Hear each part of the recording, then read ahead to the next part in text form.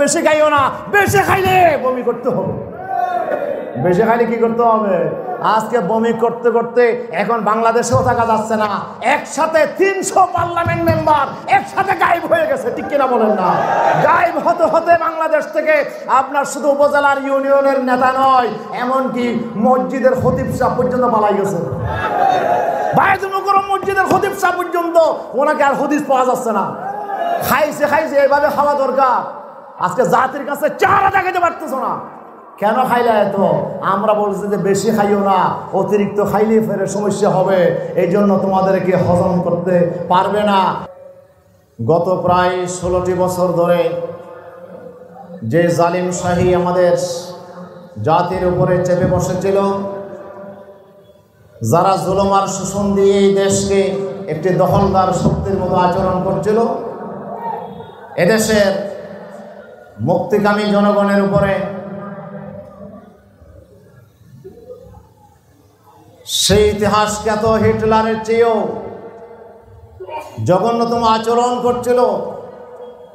ইসরায়েলের মতো একটি দখলদার শক্তিও যেই জুলুম নির্যাতন করেনি, সেরকম এক কঠিন নির্যাতন এই বাংলাদেশের জনগণের উপরে তারা করেছিল। এদেশের মানুষকে তারা উপহার দিয়েছিল আইনাগরের মতো একটি জুলুমের, মানবতার, মানব সভ্যতার একটি কলঙ্কের ইতিহাস তারা সৃষ্টি করেছিল, ঠিক কিনা? এদেশে তারা সবচেয়ে বেশি টার্গেট করেছিল এই দেশের ইসলাম প্রিয় জনগণকে এবং ইসলামী তাহজিব তামাদ্দুনকে, ইসলামী কৃষ্টি কালচারকে, যারা তাদের টার্গেটে পরিণত করে এদেশ থেকে ইসলামকে মুছে দেওয়ার জন্য গভীর ষড়যন্ত্র করেছিল সেই জালিম শাহী, যাকে হয়তো আমরা পতন না হলে চিনতাম না, কিন্তু আল্লাহ রাব্বুল আলামিন আমাদেরকে চেনার সুযোগ করে দিয়েছেন। অনেকেই বলছেন বাংলাদেশে যে শক্তির পতন হয়েছে এটি হচ্ছে পৃথিবীর একটি জুনিয়র ফেরাউন, এটি হচ্ছে লেডিস ফেরাউন।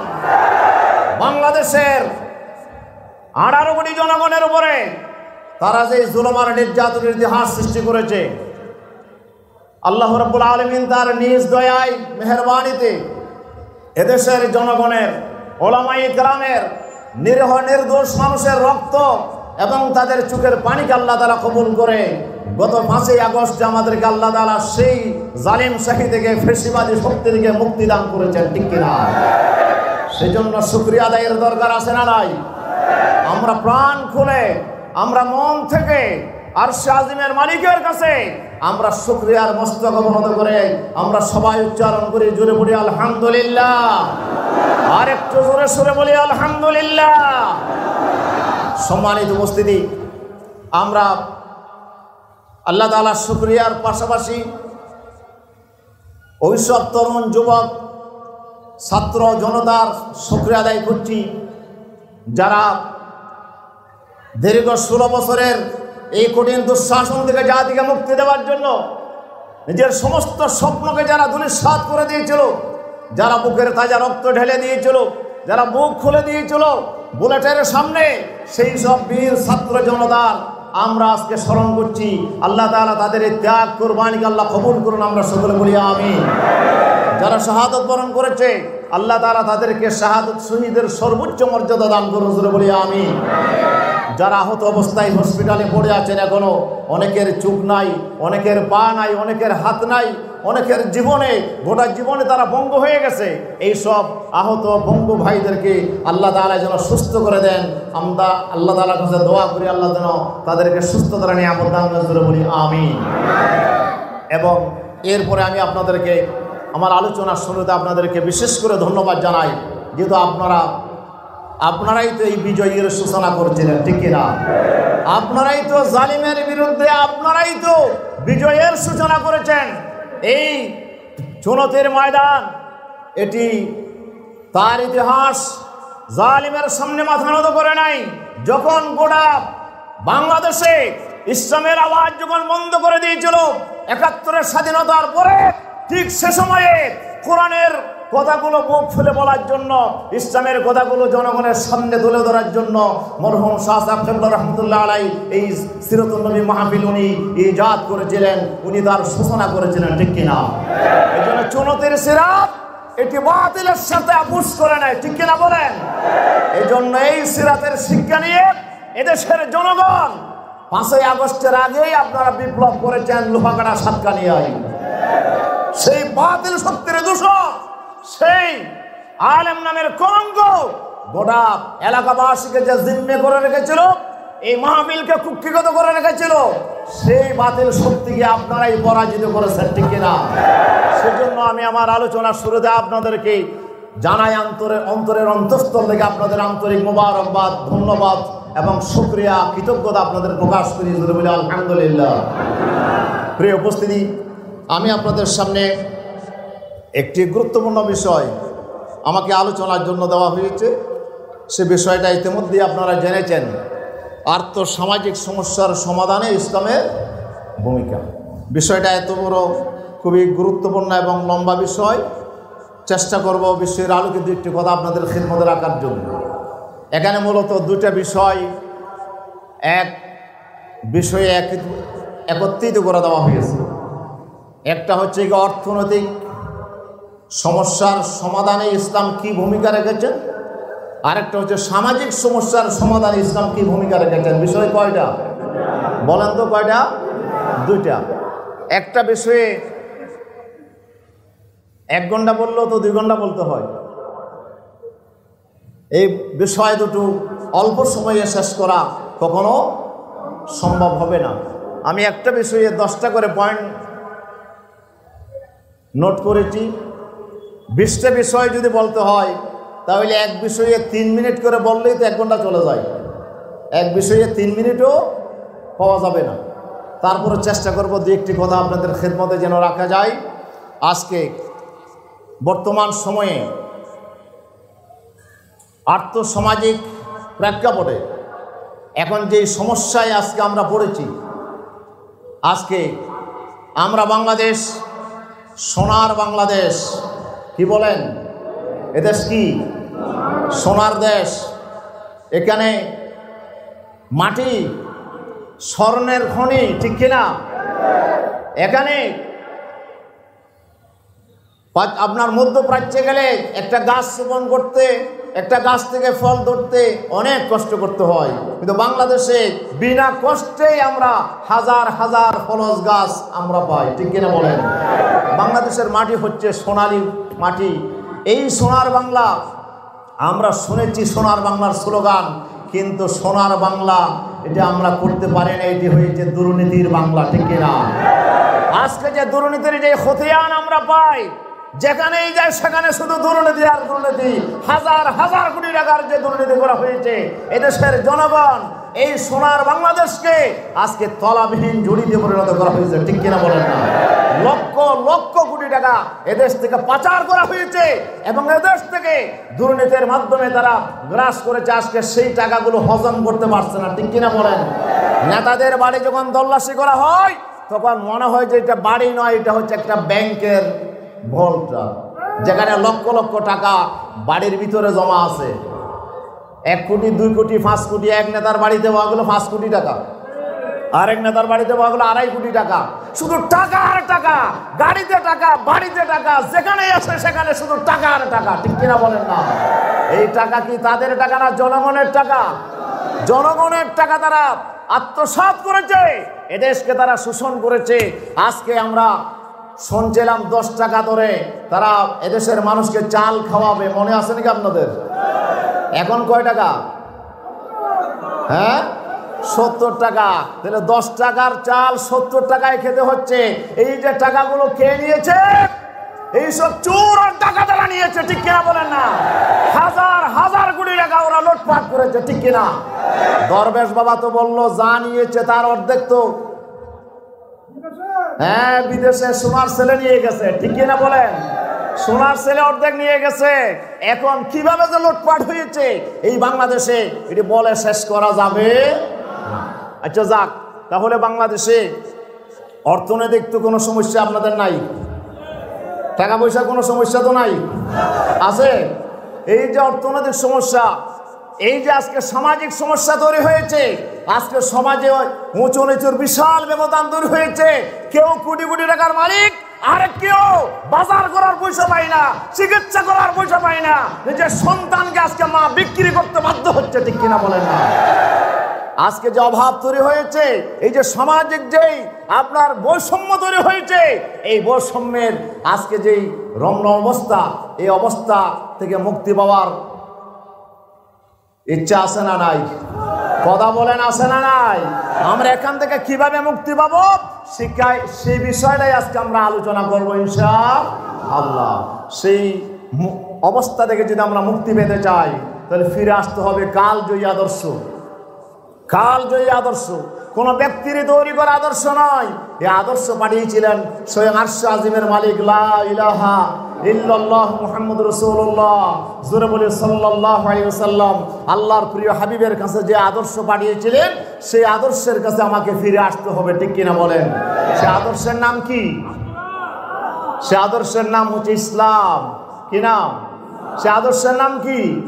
ইসলাম নামক আদর্শের কাছে, ইসলাম নামক জীবন ব্যবস্থার কাছে আমাদেরকে ফিরে আসতে হবে।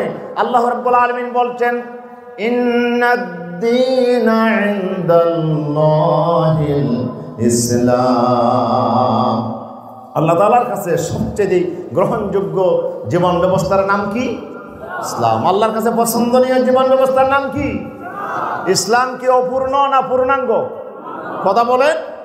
সূরা মায়েদার 3 নম্বর আয়াতে আল্লাহ তাআলা বলছেন, আল-ইয়াউমা আকমালতু লাকুম দীনাকুম ওয়া আতমামতু আলাইকুম নি'মাতি ওয়া রাদিতু লাকুমুল ইসলাম দীনা। আল্লাহ রাব্বুল আলামিন বলছেন, আজকের বিদায় হজের দিনে আমি তোমাদের জন্য তোমাদের দিনকে আমি পূর্ণ করে দিলাম, কোনো কিছু অভাব রাখি নাই। যা দরকার সব আমি আল্লাহ তাআলা তোমাদের জন্য আজকে বিধান করে দিলাম। আল্লাহু আকবার। আরো জোরে বলি আল্লাহু আকবার। পরিপূর্ণ করে দিলাম, একটা বিষয় বাদ রাখি নাই। কিয়ামত পর্যন্ত মানব জাতির জন্য, জন্ম থেকে মৃত্যু পর্যন্ত একটা মানুষের জন্য যা দরকার সব বিষয় আমি আল্লাহ তাআলা আমার ইসলামের ভিতরে, কোরআনের ভিতরে আমি আল্লাহ তাআলা সুস্পষ্টভাবে উল্লেখ করেছি, বর্ণনা করে দিয়েছে, ঠিক কি না? কোরআনের ভিতর কোনো অভাব আছে? বলেন, অভাব আছে? এক একটা আয়াত কোটেশন দিলে অনেক সময় লাগবে। আল্লাহ রাব্বুল আলামিন বলছেন, ওয়ানাজ্জালনা আলাইকাল কিতাবা তিবয়ানাল লিকুল্লি শাইইন ওয়া হুদাও ওয়া রাহমাতাও ওয়া বুশরা লিল মুসলিমিন। সূরা নাহলের 89 নম্বর আয়াত আল্লাহ বলছেন, হে আমার হাবিব, আমি আপনার উপর এমন এক কিতাব নাযিল করেছি, তিবয়ানাল লিকুল্লি শাইইন, যে কিতাবের ভিতরে রয়েছে সুস্পষ্ট বর্ণনা। একজন মানুষের জন্য যা দরকার সব বর্ণনা আমার কোরআনের ভিতর আছে। আছে না নাই? কথা বলেন, বিশ্বাস হয় কিনা? বিশ্বাস হয় কিনা? কোরআনের ভিতরে সব সমস্যার সমাধান আছে না নাই? আমাদেরকে আজকে যেতে হবে না, কোন জাতির কাছে ধরনা দিতে হবে না, কোন রাষ্ট্রের কাছে আজকে ধরনা দিতে হবে না। আমাদের দেশ কিভাবে চলবে, দেশের সংবিধান কেমন হবে, এই জন্য কোন জাতির কাছে আমাদের ধরনা দিতে হবে না, ঠিক কিনা বলেন না? ভাগ্যের নির্মম পরিহাস, আমাদের দেশের লক্ষ লক্ষ জনগণ রক্ত দিয়ে ৭১ দেশ স্বাধীন করেছিল, কিন্তু এই দেশ পরিচালনার জন্য, সংবিধান তৈরির জন্য, সংবিধান কেমন হবে এটার জন্য বাংলাদেশে গবেষণা হয় নাই। বাংলাদেশ থেকে একটা দল গিয়েছিল পার্শ্ববর্তী রাষ্ট্র ভারতে, ওরা 1 বছর সেখানে থেকে 1 বছর গবেষণা করে বাংলাদেশের জন্য একটা সংবিধান তৈরি করছে। সেই সংবিধান হচ্ছে ৭১-এর ৭২-এর সংবিধান। ৭২-এর এই সংবিধান তারা তৈরি করেছে। সেখানে ৭২-এর সংবিধানে ডক্টর কামাল হোসেনের নেতৃত্বে যে দলটি এই সংবিধান রচনা করছিল, সেখানে 4টা মূলনীতি নিয়ে সংবিধান রচিত হয়েছিল। সেখানে এসেছিল সমাজতন্ত্র, সেখানে রেখেছিল পুঁজিবাদ, সেখানে রেখেছিল বাঙালি জাতীয়তাবাদ, সেখানে রেখেছিল ধর্মনিরপেক্ষতাবাদ। কিন্তু আল্লাহর জাতের কসম, এই সংবিধানের ভিতরে আল্লাহর কোরআনকে স্থান দেওয়া হয় নাই, ইসলামকে স্থান দেওয়া হয় নাই, নবীর আদর্শকে স্থান দেওয়া হয় নাই, বিসমিল্লাহকে পর্যন্ত জায়গা দেওয়া হয় না, ঠিক কিনা বলেন না? সেই কারণে বাংলাদেশে শান্তি এসেছিল। কথা বলেন। ৭২-এর এই সংবিধান চালু করার পরে দেশে কি শান্তি এসেছিল? আসে নাই। ৭৪ এদেশের মানুষ দুর্ভিক্ষ দেখেছিল। এদেশের মানুষ আস্থা করে ওই যে আপনার ডাস্টবিনে যে খাদ্য কুকুরের সাথে মানুষ টানাটানি করে খেয়েছিল, ঠিক কিনা? এই ৭৪ দুর্ভিক্ষ উপহার দিয়েছিল সংবিধান। এই সংবিধান উপহার দিয়েছিল বাকশাল। এই সংবিধান উপহার দিয়েছিল এক নেতার এক দেশ, আর কোন নেতা নাই। এটাই সংবিধান উপহার দিয়েছিল। এই সংবিধান দিয়ে কি শান্তি আসবে? কথা বলেন। সংবিধান কোনটা লাগবে? কোরআন লাগবে। কোরআনের কাছে ফিরে আসতে হবে। এটা আমার কথা নয়। ব্রিটিশের একজন বড় দার্শনিক, তার নাম হচ্ছে বার্ট্রান্ড রাসেল। উনি 1872 সালে তার জন্ম, 1970 সালে তার মৃত্যু 2 ফেব্রুয়ারি। উনি বলছিল, within 1 century the whole Europe, particularly England, will embrace Islam to solve their problems. উনি বলছিল, এই ব্রিটিশের লোকেরা, এই ইউরোপ সমাজ শোনো, আমার স্টাডি হচ্ছে আগামী 1 শতাব্দীর ভিতরে, কতদিনের ভিতরে? আগামী 100 বছরের ভিতরে, 1 শতাব্দীর ভিতরে গোটা ইউরোপ, বিশেষ করে ইংল্যান্ড সহ ব্রিটেন সহ গোটা ইউরোপ অবশ্যই ইসলামকে আলিঙ্গন করতে বাধ্য হবে। তাদের যে সমস্যার পাহাড় তৈরি হয়েছে, এই সব সমস্যার সমাধান কোথাও নাই, একটা জায়গায় সমাধান আছে। সেই সমাধান হচ্ছে ইসলামের ভিতরে। ইউরোপের মানুষকে অবশ্যই ইসলামের পথে ফিরে আসতে হবে, না হলে তাদের সমস্যার সমাধান করা সম্ভব নয়। এটা কি আমরা মুসলমানরা বলছে না খ্রিস্টান? কথা বলেন। একজন খ্রিস্টান দার্শনিক বলতেছে আগামী 100 বছরের ভিতরে অবশ্যই ইউরোপকে ফিরে আসতে হবে ইসলামের কাছে। সুতরাং আজকে অমুসলমানরা যখন সাক্ষী দিচ্ছে, তাহলে এটা আমাদের আর বলতে আর দ্বিধা নাই, আমাদের আর এটা বিশ্বাস করতে দ্বিধা নাই। এদেশের মানুষ যদি মুক্তি চায়, শান্তি চায়, আবার ফিরে আসতে হবে কালজয়ী আদর্শ ইসলামের দিকে, ঠিক কিনা? রাজি আছি তো ইনশাল্লাহ? রাজি আছি তো ইনশাল্লাহ? আমরা অনেক শাসন দেখেছি। শাসন দেখেন নাই? দেখেন না আপনারা? আপনারা অনেক দলের শাসন দেখেছেন, কিন্তু কোন দলে এই কথা বলেন আমরা কোরআন দিয়ে শাসন করব? এই কথা বলছে? এক দল বলছিল আমরা সোনার বাংলা করব, আরেক দল বলছিল আমরা সবুজ বাংলা করব, আরেক দল বলছিল আমরা নতুন বাংলা করব। কেউ দেখালো 6 দফা, কেউ দেখালো 18 দফা, কেউ দেখালো 19 দফা। কোন দফাই কাজ হবে না। একটা দফা আমাদেরকে আসতে হবে, সেই দফা হচ্ছে আল কোরআন। সেই দফার নাম হচ্ছে আল কোরআন। আল কোরআন, আল কোরআন, ঠিক কিনা বলো? সেই দফার নাম কি? কোরআনের মধ্যে আসার জন্য প্রস্তুত আছি না নাই? কথা বলে না, প্রস্তুত আছি না নাই? আল্লাহ আমাদের হাতগুলো কবুল করে, জোরে বলি আমিন। আরো জোরে বলি আমিন। তাহলে ভবিষ্যতে আমাদেরকে জাতিকে তওবা করে ফিরে আসতে হবে। এই সংবিধানকে, এই সংবিধান যে 71-এর সংবিধান, 72-এর সংবিধান, এটা দিয়ে দেশে শান্তি আসবে না। চেষ্টা তো করে দেখেছেন, 54 বছর বাংলাদেশে চলে যাচ্ছে, কিন্তু বাংলাদেশে শান্তি আসলো না, শান্তি আসবে না কিয়ামত পর্যন্ত। শান্তির জন্য যদি আমার দরকার হয়, তাহলে আবার ফিরে আসতে হবে কোরআনের কাছে, ইসলামের কাছে, কালজয়ী আদর্শ আল্লাহর নবীর সেই সুন্নাহর কাছে আমাদেরকে ফিরে আসতে হবে, ঠিক কিনা? সেজন্য আমি আপনাদের কাছে কোরআনের যে আয়াতটি আমি আপনাদের কাছে পড়েছি, সূরাতুন নাহলের 89 নম্বর আয়াত, 66 নম্বর আয়াত, আল্লাহ রাব্বুল আলামিন বলছেন, পড়েন সবাই। আউযু বিল্লাহি মিনাশ শাইতানির রাজিম। বিসমিল্লাহির রহমানির রহিম। ওয়া ইন্না লাকুম feel আনআমি লা'iবরাতান নুসqikum mimma fi butunihi min bayni farsin wa damin labanan khalisan saighan lish-sharibin।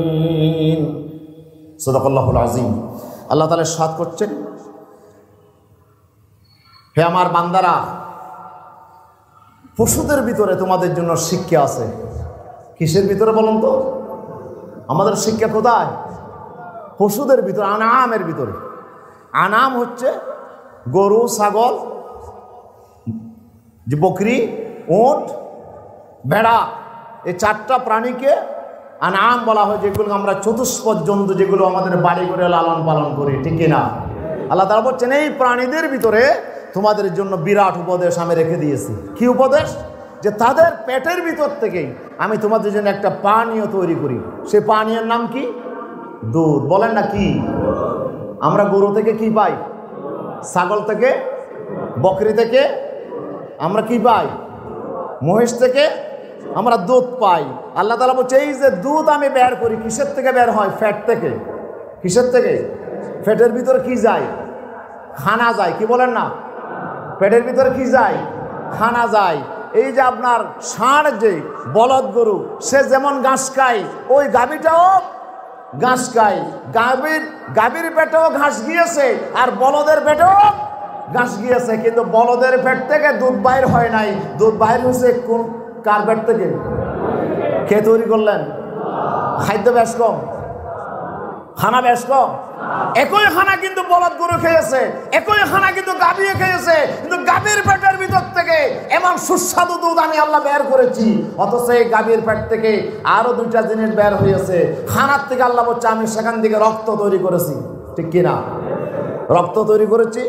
এরপরে আর কিছু বর্জ্য হয়ে গেছে, আর কিছু গোবর হয়ে গেছে, আর কিছু আপনার পায়খানা হয়ে গেছে, মলমূত্র হয়ে গেছে, এক কিছু বর্জ্য আর কিছু রক্ত।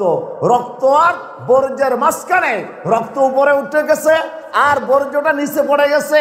এরপর মাঝখান থেকে আল্লাহ বলছে এমন একটা সুস্বাদু দুধ, তাফসীর ইবনে কাসির এসেছে লাবানান খালিসান সায়গান লিশারিবিন, এত পিওর দুধ যেখানে রক্তের কোনো সংমিশ্রণ নাই, যেখানে রক্তের কোনো গন্ধ নাই, যেখানে আবার বর্জ্যের কোনো সংমিশ্রণ নাই। এত পিওর দুধ আমি আল্লাহ দ্বারা তৈরি করছি।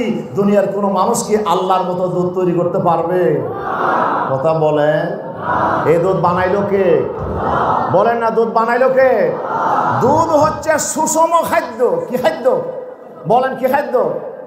যে খাদ্যের ভিতরে খাদ্যের 6টা উপাদান একসাথে পাওয়া যায়, এটাকে বলা হয় কি খাদ্য? সুষম খাদ্য। যে খাদ্যের ভিতর পানি আছে, লবণ আছে, খনিজ আছে, শর্করা আছে, ভিটামিন আছে, যে খাদ্যের ভিতরে খাদ্যের সমস্ত উপাদানগুলো আছে, সেই খাদ্যকে বলা হয় সুষম খাদ্য। আল্লাহ রাব্বুল আলামিন বলে আমি গরুর ভিতর থেকে, ছাগলের ভিতর থেকে, বকরির ভিতর থেকে, ভেড়ার ভিতর থেকে আমি আল্লাহ তাআলা এত সুস্বাদু দুধ তোমাদের জন্য বের করছি। একটু চিন্তা করে দেখো এই দুধ কে বানাইলো, কিভাবে বানাইলো? সুবহানাল্লাহ বলবেন না? আরো জোরে বলেন না সুবহানাল্লাহ। এই দুধ যিনি বানাইলেন তার নাম কি? আরো জোরে বলেন তার নাম কি? আমার আল্লাহ সুবহানাহু ওয়া তাআলা এই দুধ বানাইছেন। এই দুধের সাথে আর কোন খাদ্যের তুলনা হয়? বলেন আর কোন খাদ্যের তুলনা হয়? অন্য খাদ্য খাওয়ার পরে যেই দোয়া, কিন্তু দুধ খাওয়ার পরে দোয়া আর একটা বেশি। সেটা কি? আল্লাহুম্মা আতইমনা খায়রাম মিনহু। আমরা যে কোনো খানা খাওয়ার পরে রাসূলুল্লাহ দোয়া করতেন, আল্লাহ এর চাইতে ভালো খাবার আমাকে খাওয়াও। কিন্তু দুধের থেকে, দুধ খাওয়ার পরে রাসূলুল্লাহ দোয়া করতেন, না না আল্লাহুম্মা জিদনা মিনহু, আল্লাহ এই দুধ আমাদেরকে আরো বেশি করে খাওয়াও। সুবহানাল্লাহ বলেন। দুধের চাইতে শ্রেষ্ঠ আর কোনো খাবার না। এই দুধ বানাইলেন কে?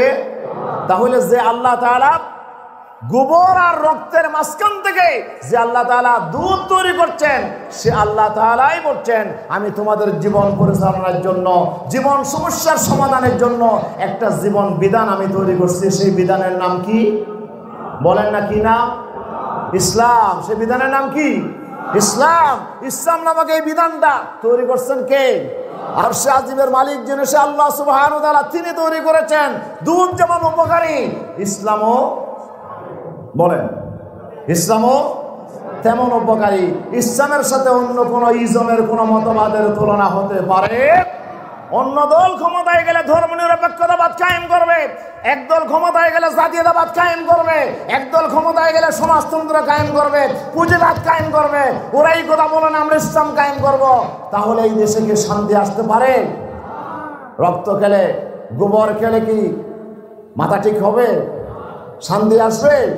মাথা ঠিক করার জন্য দুধ লাগবে। আল্লাহ বলছে সেই দুধ আমি আল্লাহ ছাড়া আর কেউ বানাইতে পারে না। সেই দুধ আমি আল্লাহ তাআলা তৈরি করছি। এবার আসুন অর্থনৈতিক ক্ষেত্রে আর সামাজিক ক্ষেত্রে আমার আল্লাহ সুবহানাহু ওয়া তাআলা যে বিধান আল্লাহ তাআলা দিয়েছেন, এই বিধান হচ্ছে দুধের মতো। জোরে বলি আল্লাহু আকবার। আরে জোরে বলি আল্লাহু আকবার। আল্লাহ তাআলা বলছেন এই দুনিয়ার মানুষেরা পশুদের ভিতর থেকে যেই দুধ আমি বের করেছি সেখান থেকে শিক্ষা গ্রহণ করো। মানব জাতির অর্থনৈতিক সমস্যার সমাধানের জন্য দুটা মতবাদ আমরা দেখতে পাই। সেই দুটো মতবাদের ভিতরে একটি হলো সমাজতন্ত্র, আরেকটা হলো পুঁজিবাদ। একটার নাম কি? পুঁজিবাদ, আর একটার নাম কি? আপনারা কঠিন আলোচনাগুলো বুঝতে একটু একটু মন দেওয়া দরকার আছে। পুঁজিবাদ একটি অর্থনৈতিক মতবাদ, অর্থনৈতিক জীবন ব্যবস্থা।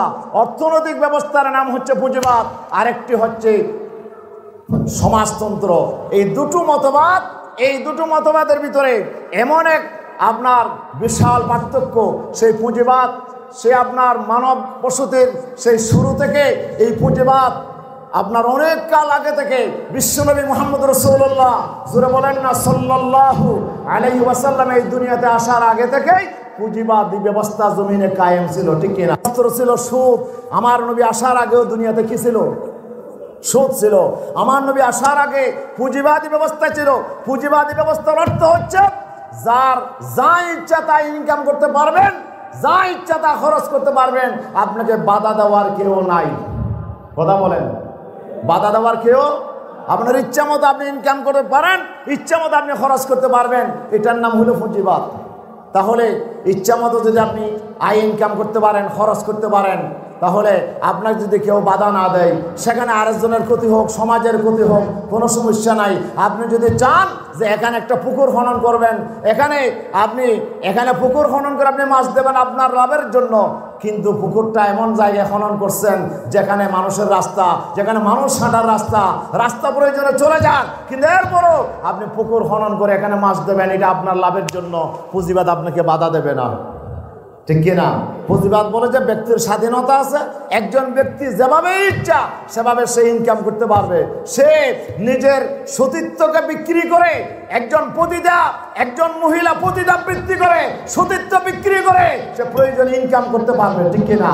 সে প্রয়োজনে জুয়া খেলে ইনকাম করতে পারবে, সে প্রয়োজনে আরেকজনের সম্পদ চুরি করে ইনকাম করতে পারবে, সে প্রয়োজনে আরেকজনের সম্পদ ডাকাতি করে ইনকাম করতে পারবে। যেভাবেই হোক ইনকাম করার সুযোগ আছে। এটার নাম কি? কথা বলেন, এটার নাম কি? পুঁজিবাদ। এটার নাম পুঁজিবাদ। আর পুঁজিবাদীদের কথা হচ্ছে যেমন ইচ্ছা তেমন আপনি ইনকাম করতে পারবেন, আবার যেমন ইচ্ছা তেমন খরচও করতে পারবেন। তারা বলে যে আমরা টাকা পয়সা সম্পদ যা অর্জন করব, এগুলো আমরা যেমন ইচ্ছা তেমন আমরা ব্যয় করব। আমরা প্রয়োজনে গান বাজনা করব, প্রয়োজনে আমরা মেয়েদেরকে এনে নাচ গান করাবো, প্রয়োজনে আমরা মদ খাবো, প্রয়োজনে আমরা ঢোল তবলা বাজাবো, প্রয়োজনে আমরা মানুষকে আমরা শোষণ করব, যেভাবে ইচ্ছা প্রয়োজন আমরা গুলি করে মানুষ মারবো, অসুবিধা নাই। আমাদের টাকা পয়সা যেমন ইচ্ছা তেমন খরচ করব, যেমন ইচ্ছা তেমন ইনকাম, যেমন ইচ্ছা তেমন খরচ। এটার নাম হলো পুঁজিবাদ। এটার নাম কি? এই পুঁজিবাদ হচ্ছে শয়তানি মতবাদ, আল্লাহর কোরআনের সাথে তার কোনো সম্পর্ক নাই। এরপরে 2 নাম্বার হচ্ছে সমাজতন্ত্র। সমাজতন্ত্র বলে এই মানুষগুলো পুঁজিবাদের কারণে কোটি কোটি টাকার মালিক হয়ে যাচ্ছে। কেউ যার যত ইচ্ছা তত টাকা ইনকাম করে সে কোটি টাকার মালিক হয়ে যাচ্ছে, আরেকজন ফকির হয়ে যাচ্ছে। একজন সুদের মাধ্যমে কোটি কোটি টাকার সে আপনার ইনকাম করছে, জুয়া খেলার মাধ্যমে ইনকাম করছে, আরেকজন মানুষ ফতুর হয়ে যাচ্ছে। এখন এটা তো হইতে পারে না। এজন্য তারা বলে যে একজন আপনার 10 তলায় থাকবে, আরেকজন গাছতলায় থাকবে, তা হতে পারে না। দরিয়ার মজদুর এক হও, এই কথা বলে সমাজতন্ত্রের স্লোগান দেওয়া হলো। তারা বলে যে আমরা ব্যক্তি মালিকানা আমরা মানি না, ব্যক্তির স্বাধীনতা আমরা মানি না, যেমন ইচ্ছা তেমন ইনকাম করা যাবে না। এই দুনিয়ার সমাজের মানুষের আপনার প্রত্যেকের অধিকার দিতে হবে, এই কথা বলে তারা আন্দোলন করলো, সংগ্রাম করলো। বিশেষ করে রাশিয়ার জমিনে সমাজতন্ত্র তারা প্রতিষ্ঠার জন্য লাখ লাখ মানুষকে তারা হত্যা করে একটা আন্দোলন করলো। লেনিন এই আন্দোলনের নেতৃত্ব দিল, সেখানে সমাজতন্ত্র প্রতিষ্ঠা হলো। সমাজতন্ত্র প্রতিষ্ঠা হওয়ার পরে সেখানে ব্যক্তির স্বাধীনতা নাই, যেমন ইচ্ছা তেমন ইনকাম করার কোনো স্বাধীনতা, যেমন ইচ্ছা তেমন খরচ করার কোনো স্বাধীনতা নাই। রাষ্ট্রের সরকারে যারা গেল তারাই হয়ে গেল সমস্ত সম্পদের মালিক। দেশের সমস্ত সম্পদের মালিক কে হয়ে গেল? রাষ্ট্রে যারা সরকার, গুটি কয়েক মানুষ, এই 2-4 জন মন্ত্রী, 20 জন মন্ত্রী যারা গেল তারাই হয়ে গেল দেশের সমস্ত সম্পদের মালিক। তারা বলছে তোমরা কাজ করবে, তোমাদেরকে আমরা রেশন দেব, তোমাদেরকে ডেলি আমরা খানা দেব, এর বাইরে আর কোনো মালিকানা নাই। তারা রেশনিং পদ্ধতি চালু করলো, তারা দেশের মানুষকে মুক্তির নাম দিয়ে তারা দেশের মানুষকে এই আপনার সরকারে যারা গেল তারাই হয়ে গেল জনগণের মালিক। তাদের ইচ্ছা মতো সমস্ত সম্পদ তারা কুক্ষিগত করলো, আর জনগণ তাদের কাছে ভিক্ষুকের মতো হয়ে গেল। ঠিক কিনা বলেন না? জনগণের কোনো বৈধ মালিকানা, স্বাধীনতা, ইনকাম করারও স্বাধীনতা নাই, সেখানে খরচ করারও কোনো স্বাধীনতা।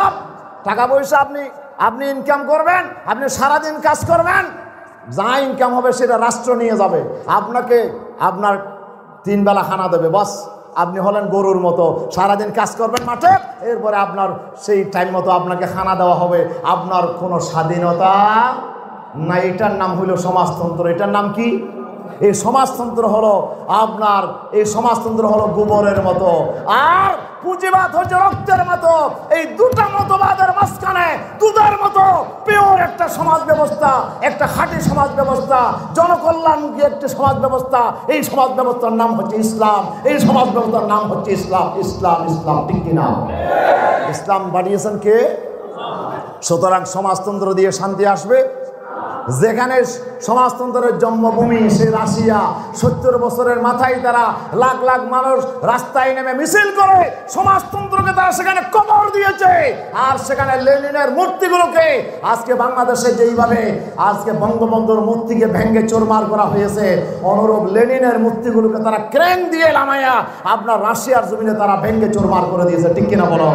তারা বলছে এই বেটা আমাদের জীবন শেষ করে দিয়েছে, আমরা এই সমাজতন্ত্র চাই না। রাশিয়ার জমিনে যেখানে সমাজতন্ত্রের জন্মভূমি, সেখানেই দাফন হয়ে গেছে সমাজতন্ত্র। কিন্তু দাফন হওয়ার পরে আমাদের বাংলাদেশে আবার 72-এ সেটা আমদানি করা হলো সমাজতন্ত্র।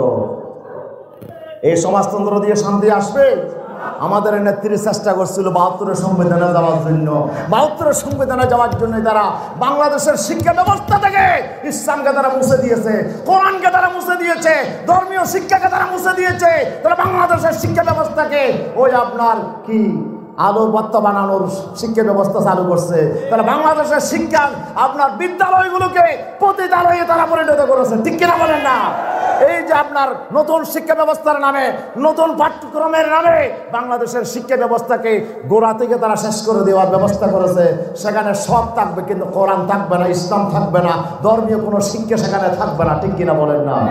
এটাই হলো 72-এর সংবিধানকে আমরা চাই। কথা বলেন, চাই আমরা? আমরা 72-এর সংবিধান আমরা ডাস্টবিনে ফেলে দিয়েছি। 5ই আগস্টের আন্দোলন হয়েছে 72-এর সংবিধানের বিরুদ্ধে। ঠিক কিনা বলেন না? এদেশের মানুষ আর সেই সংবিধানে ফিরে যেতে চায় না। আমরা একটা নতুন সংবিধান চাই। এই সংবিধান হবে 30 পারা কোরআনের সংবিধান। রাজি আছে তো? আছি তো? কে কে আছেন? দু হাত আমার আল্লাহকে দেখা। নারায়ে তাকবীর, নারায়ে তাকবীর। আল কোরআনের আলো, আল কোরআনের আলো। সংসদে জালো, সংসদে জালো। আল্লাহ আমাদের হাতগুলো কবুল করে জোরে বলি আমিন, আরো জোরে বলি আমিন। সুতরাং 72-এর সংবিধান দিয়ে আর জমিনে শান্তি আসবে না। সমাজতন্ত্র আর পুঁজিবাদ দিয়ে দেশে শান্তি আসবে না।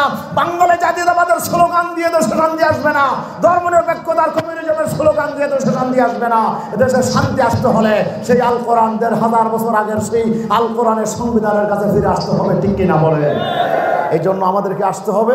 আসুন, আর্থসামাজিক সমস্যার সমাধানে ইসলাম কি ভূমিকা রেখেছে সেই কথা আমরা আপনাদের সামনে একটু তুলে ধরতে চাই। অনেক লম্বা আলোচনা, সেদিকে যাওয়ার সুযোগ নাই। ইসলাম মনে করে আল্লাহ রাব্বুল আলামিন সম্পদ সব দিয়েছেন, সম্পদ দিয়ে গোটা পৃথিবী আল্লাহ ভরে দিয়েছেন। ঠিক কিনা? এখানে সম্পদগুলো প্রত্যেকেই সবগুলো ইনকাম করতে পারে না। এখানে আমাদের যোগ্যতার তারতম্য আছে না নাই? কারো ভিতরে যোগ্যতা বেশি আছে, কারো ভিতরে যোগ্যতা কম আছে। কেউ আপনার বেশি ইনকাম করতে পারে, কেউ আবার কম ইনকাম করতে পারে। ঠিক কিনা? আবার জন্মলগ্ন থেকে কেউ আপনার মিরাসি সম্পত্তির কারণে লক্ষ কোটি টাকা পকেটে রেখে জন্মগ্রহণ করে, আবার কেউ ফকির অবস্থায় জন্মগ্রহণ করে। ঠিক কিনা? কারো হাতে সম্পদ বেশি থাকে, কারো হাতে সম্পদ কম থাকে। আবার কিছু মানুষের ভিতরে আবার সেখানে আবার নারী আছে, শিশু আছে, বৃদ্ধ আছে, অনেক অসুস্থ অসহায় মানুষ আছে। তারা কাজ করতে পারে না, চাকরি করতে পারে না, মাঠে কাজ করতে পারে না, শ্রম দিতে পারে না, কিন্তু তাদেরও খানার দরকার আছে না নাই? কথা বলেন, আছে না নাই? তাহলে মানুষের ভিতরে দুর্বল অসহায় মানুষ আছে না নাই? কিন্তু সমাজতন্ত্র বলে তুই যখন কাজ করতে পারবি না তাহলে তোর জন্য রেশন নাই, তোর জন্য বরাদ্দ নাই, তুই যেহেতু শ্রম দিতে পারস না তাহলে তুই দুনিয়াতে বেঁচে থাকার অধিকার নাই। এই জন্য বুড়া মানুষগুলোকে গুলি করে মারে সমাজতন্ত্র। কথা বলেন ঠিক কিনা বলেন না? এদের ইনকাম করার অধিকার নাই, সুযোগ নাই, সুতরাং এরা বেঁচে থাকার দরকার নাই। এই কথাই হচ্ছে সমাজতন্ত্র। আমরা কি সমাজতন্ত্র চাই? ইসলাম মনে করে সমাজের ভিতরে বৃদ্ধ আছে, অসহায় মানুষ আছে, নারী আছে, শিশু আছে, অনেকে ইনকাম করতে পারে না, আবার অনেকে অসুস্থ আছে, অনেকে আবার পঙ্গু আছে, ওরা ইনকাম করতে পারে না, যোগ্যতার অভাবে কেউ পারে না। কেউ আপনার ফকির অবস্থায় আপনার দুনিয়াতে তার ইনকাম শুরু করছিল, কিন্তু তার ইনকাম দিয়ে তার অভাব পূরণ করতে পারে না। একজন মানুষের অভাব আছে না নাই? তাকে সেই অবস্থায় রাখো। আবার কিছু মানুষ আছে খাওয়া দাওয়া করে পুরা বছর যা ইনকাম করছে সব তার অভাব পূরণ করার পরেও তার কাছে উদ্ধৃত টাকা পয়সা আছে না নাই? কথা বলেন আছে না নাই? এই জন্য ইসলাম মনে করে যে জমিনে যদি শান্তি আনতে হয় তাহলে দুইটা কাজ করতে হবে। কয়টা কাজ বলেন তো? দুইটা কাজ। আমরা ডিগ্রিতে একটা ফিচার পড়ছিলাম, the rich man and the poor man. কি নাম? The rich man and the poor man, al ghani wal faqir। একজন ধনী আর একজন দরিদ্র। একজন ধনী লোক 10 তলা বিল্ডিং এর মালিক, সারা রাত ধরে সে শুধু পেটের যন্ত্রণায় ছটফট করতেছে, তার ঘুম আসে না। সুবহানাল্লাহ বলেন না? 10 তলার মালিক সুখে কি নাই? ঘুম নাই। আবার আরেকজন বস্তিতে তাকে খুঁড়ে করে থাকে, সেও সারা রাত ধরে পেটের ভিতরে কিছু খাদ্য দিতে পারে নাই, উপাস যন্ত্রণা এমন ভাবে ছটফট করছে সারা রাত, সেও ঘুমাইতে পারে নাই। ওই 10 তলার মালিকও ঘুম নাই, ওই গাছতলার ওই কুড়ে ঘরের বস্তির মানুষটারও সুখে কি নাই? দুজনের কোনো শান্তি। আচ্ছা বলেন তো শান্তি কেমনে আসবে? বলেন শান্তি কেমনে আসবে? হ্যাঁ, শান্তি আসতো যদি যেই লোকটা 10 তলার মালিক সে কেন অশান্তিতে ভুগতেছে? সে এমন খাওয়া খাইছে জনমের মতো, খাইছে জনমের মতো, তার ফ্যাট হয়ে গেছে এক একটা মুরগির পোল্ট্রি ফার্ম। ঠিক কিনা বলেন না? এক একটা ফার্ম হয়ে গেছে, খাইতে খাইতে তার ফ্যাট লুট হয়ে গেছে, এটার বরদাস্ত করে না, ফ্যাটের ভিতরে অসুখ হয়ে গেছে, ডায়রিয়া হয়ে গেছে, ফ্যাট ব্যথা শুরু হয়ে গেছে, যন্ত্রণায় ছটফট করতে করতে সারা রাত ধরে তার ঘুম আসে না। ঠিক কিনা বলেন? আরেকজন গরিব লোক ফ্যাটে কিছু দিতে পারে নাই, এক মুঠো খাবার দিতে পারে নাই, সে উপাসের যন্ত্রণায় ঘুম যেতে পারে নাই। যদি এমন হতো বিষয়টা, যেই লোকটা বেশি খেয়েছে সে যদি বেশি না খেয়ে তার অতিরিক্ত, ইসলাম বলছে অর্থনৈতিক যে সমস্যা, এই সমস্যার সমাধানে ইসলাম এমন একটি যুগান্তকারী পদক্ষেপ ইসলাম জাতির সামনে পেশ করেছে। ইসলামের প্রথম পদক্ষেপ হলো আয় রোজগার, যে কেউ মনের ইচ্ছে মতো আয় করতে পারবে। ইসলামের প্রথম বিষয় হলো মনের ইচ্ছে মতো আয় করা যাবে, আপনাকে আয় করতে হবে। ইসলাম একটা বিধিনিষেধ দিয়েছে, আপনার ইচ্ছা মতো আপনি আয় করতে পারবেন না।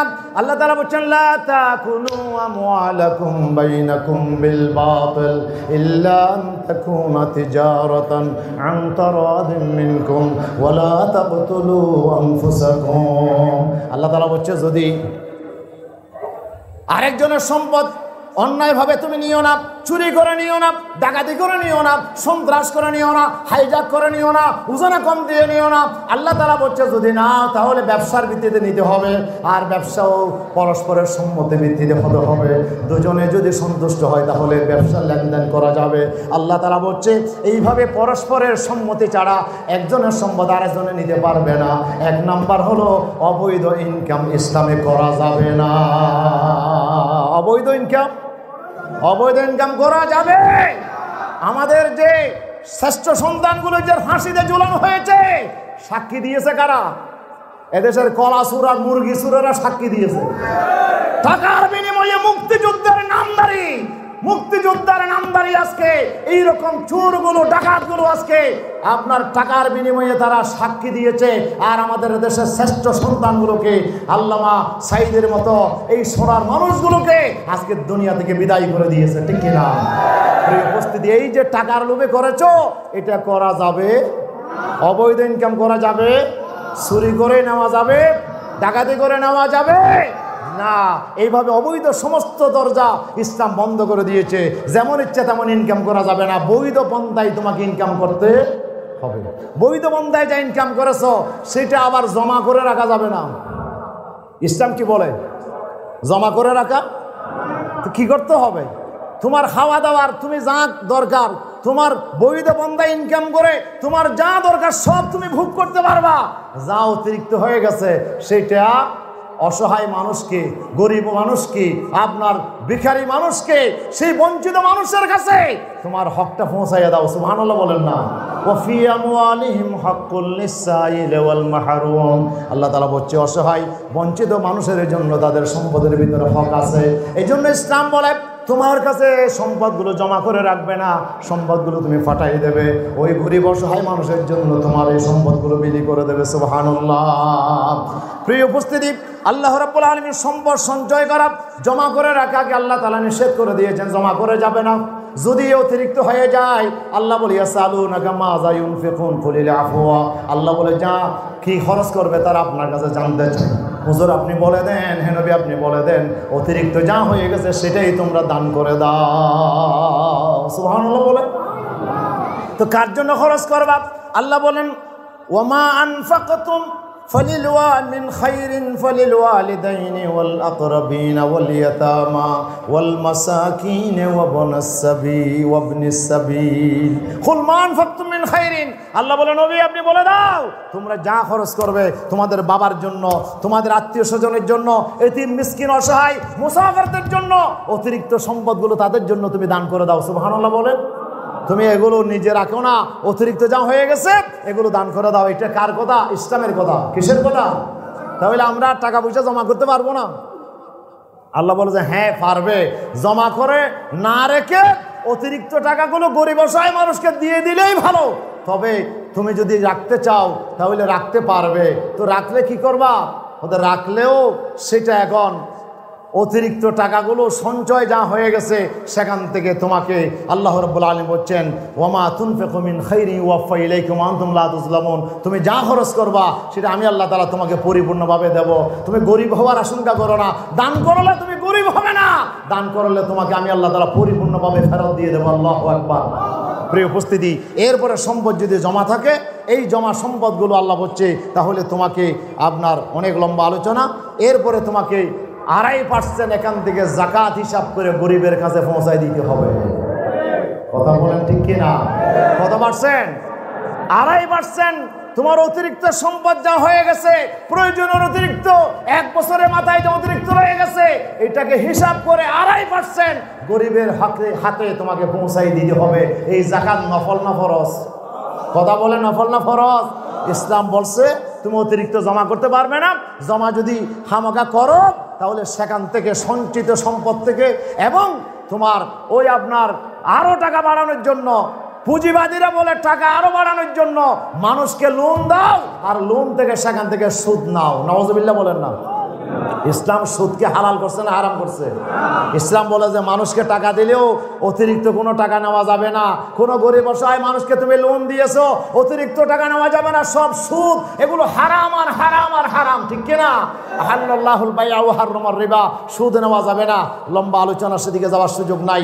এরপরে আল্লাহ তাআলা বলছেন সুদ তো নেবে না, এরপরে অতিরিক্ত টাকা যদি তুমি বিনিয়োগ করো, ব্যবসায় তুমি পুরো আপনার খাটাও, তাহলে সেখান থেকে হিসাব করে বছরের মাথায় 2.5% গরিবের কাছে তোমাকে যাকাত হিসেবে পৌঁছায় দিতে হবে।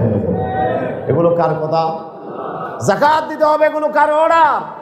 আল্লাহ রাব্বুল আলামিন যাকাত দেওয়াকে আল্লাহ তাআলা ফরজ করেছেন না নফল?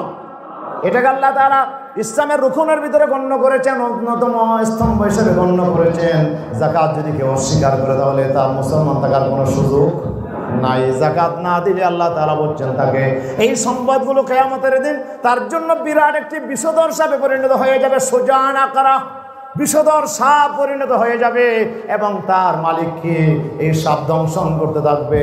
এই সাপ তাকে বলবে আনা মালুকা না কনজুকা, আমি তোমার সঞ্চিত সম্পদ, তুমি আমার যাকাত দাও না, এই জন্য আজকে তোমার জন্য আমি সাপ আকারে তোমার জন্য আজকে শাস্তি দেওয়ার জন্য আল্লাহ আমাকে নিয়োজিত করেছেন।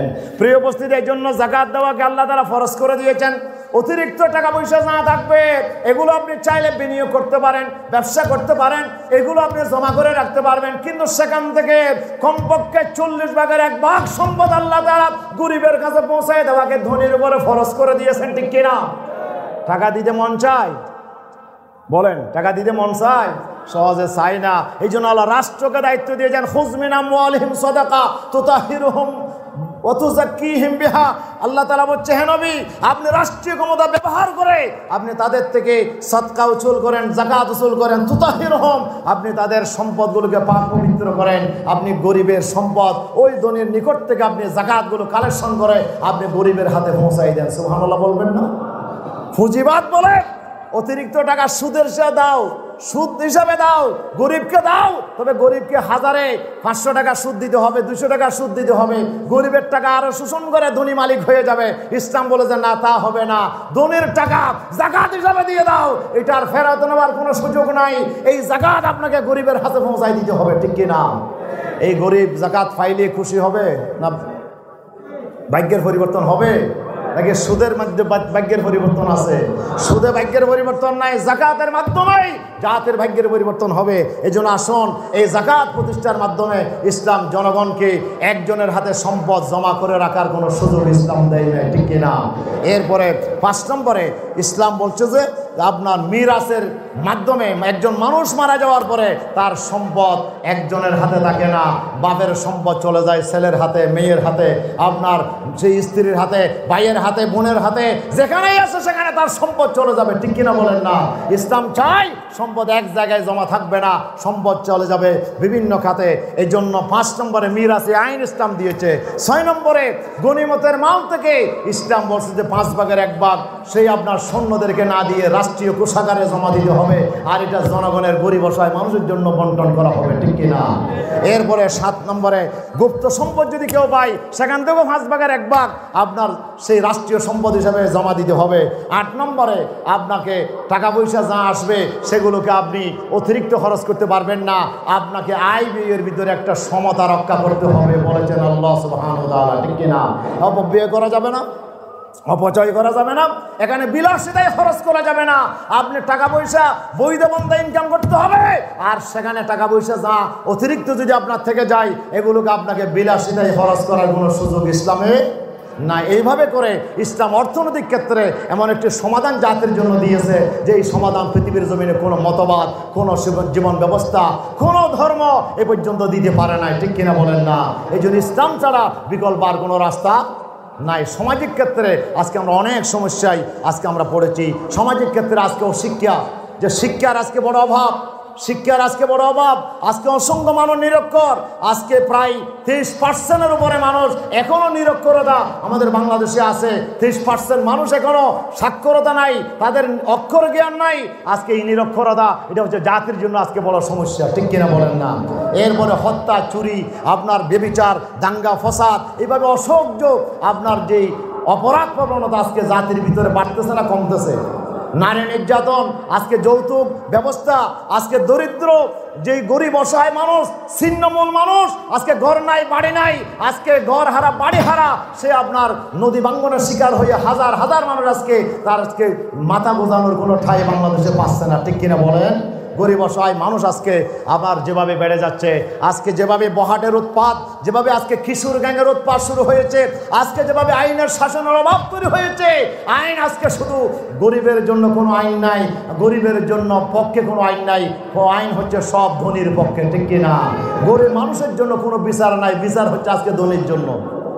এই যে আইনের শাসন দলের পক্ষে থাকলে তার জন্য 7 গুণ মাপ, আর দলের বিপক্ষে গেলে তার জন্য খবর আছে না নাই?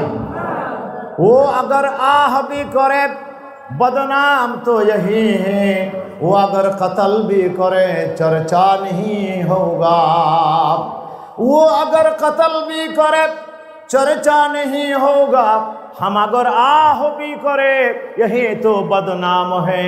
আল্লামা ইকবাল বলে ওরা যদি মানুষও খুন করে কোনো অপরাধ নাই, ওরা মানুষ খুন করতে পারে, গুম করতে পারে, কোনো অপরাধ নাই। ওরা হাজার হাজার মানুষকে গুলি করে দিন দুপুরে গণহত্যা চালাইলে কোনো সমস্যা নাই। কিন্তু দেশের মানুষ যদি বিনা অপরাধে আপনার গায়েবী মামলার শিকার হয়ে লাখ লাখ মানুষ আজকে জেলখানার ভিতরে গেছে, ঠিক কিনা? লাখ লাখ মানুষ আজকে বন্দী হয়েছে, লক্ষ লক্ষ মানুষ আজকে আপনার হামলা মামলার শিকার হয়েছে। এর জন্য আমরা বলি একটা দল, আপনি দলের পক্ষে থাকলে, নিজের পক্ষে থাকলে 7 খুন মাফ হয়ে যায়। দলের বিরোধিতা করলে আপনার জন্য আইন আছে না? আইনের শাসনের আজকে অভাব হয়ে গেছে।